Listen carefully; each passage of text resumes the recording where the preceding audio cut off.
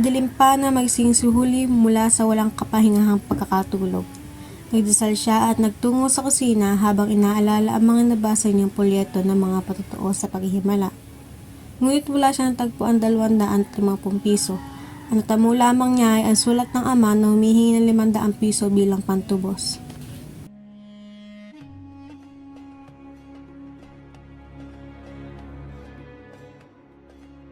Pinayapa ni Huli ang sarili at tiningnan ng kanyang lolo. Na makitang hindi pa ito bumabangon, ginawa na niya ito ng salabat.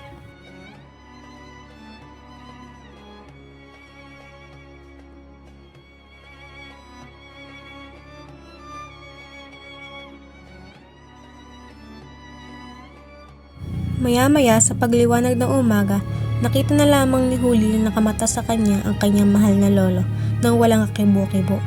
Hintian niya ito at nalapitan. Nagmano siya at nagbiro pa upang pasahin ang matanda kahit bahagya lamang. Pagbalik ni ama, sabihin niyo pong pumasok na ako sa eskwela sa wakas. Ang amo ko ay marunong magkastila, hindi na kayo makakatagpo ng ganito kamurang paaralan. Nang papaalis na siya, nilingon ni Huli ang kanilang ilang tahanan. Nakaramdam siya ng pag-iisa.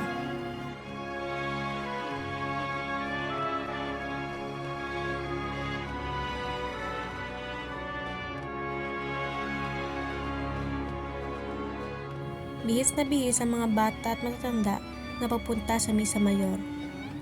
Mula sa kinauupuan ay nakita niyang paparating ang kanilang mga kaibigan at kaanak. Sa pagdating ng mga kaibigan at kaanak nila, wala siyang masabi. Walang lumalabas sa tinig sa kanyang bibig kahit papilitin niya. Nang kumalat ng balita ukol sa kasawian ni Cabezon Tales, ang ilan ay naawa at ang iba naman ay natabig-balikat lamang. Ang pagsamsam ng lahat ng sandata ni Cabezon Tales ay utos na sunod lamang tenyente ng Guardia Civil. Hindi masama ang ginawa ko at hindi din ang pag-iingat ko sa kabesa ang kadahilanan ng kasawian niya.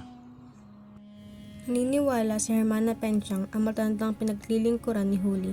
Ang ganoong kasawan ay parusa ng Diyos sa mga makasalanan o may kamag-anak na may pagkakasala na hindi tinuturuan ng kabanalan.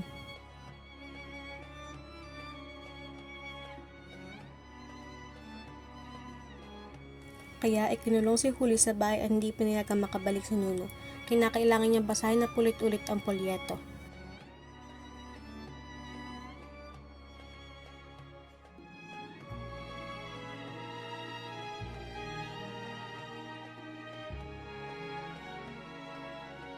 Na makabalik sa Cabezon Tales, nalaman niyang iba na ang nagmamay-ari ng kanilang bukirin at kailangan niya nalisanin sa loob ng 3 araw ang kanilang tahanan.